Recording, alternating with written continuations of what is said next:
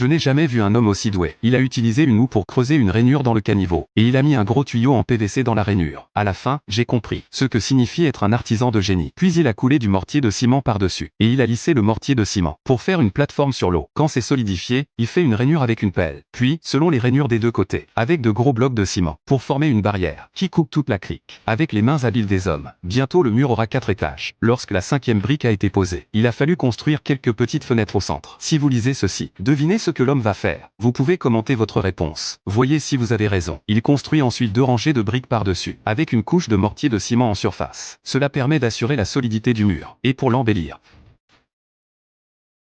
après le lissage de l'ensemble, construisez 3 montants avec des briques de part et d'autre, pour pouvoir y placer un coffrage, et un treillis d'armature en même temps. Puis il verse le mortier de ciment, et le lisse, car il va construire 4 montants en briques, pour faciliter l'installation ultérieure du portail. L'autre côté est maçonné avec des briques autour de la fenêtre, et construire les murs des deux côtés en pente. Remplissez ensuite le centre avec des briques cassées. Cela permet d'économiser du mortier de ciment. Immédiatement après, une couche de mortier de ciment est posée pour le durcir. Posez une rangée de briques en pente en fonction de la fenêtre, pour réaliser un canal de drainage. Après avoir posé toutes les briques, une couche de mortier de ciment doit être appliquée sur la surface.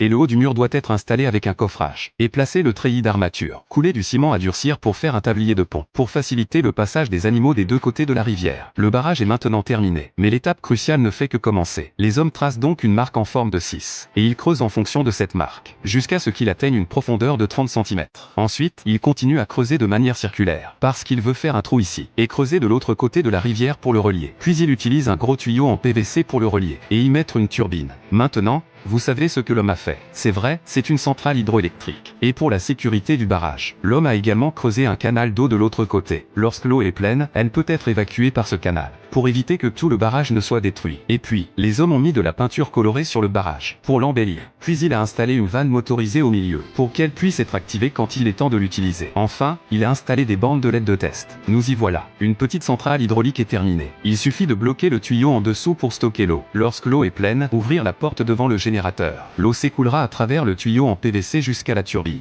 La turbine génère de l'électricité. Cela résout le problème de l'électricité dans le village. J'admire vraiment le travail de cet homme. Que pensez-vous de cette centrale hydraulique? Quelle note lui donneriez-vous sur 10?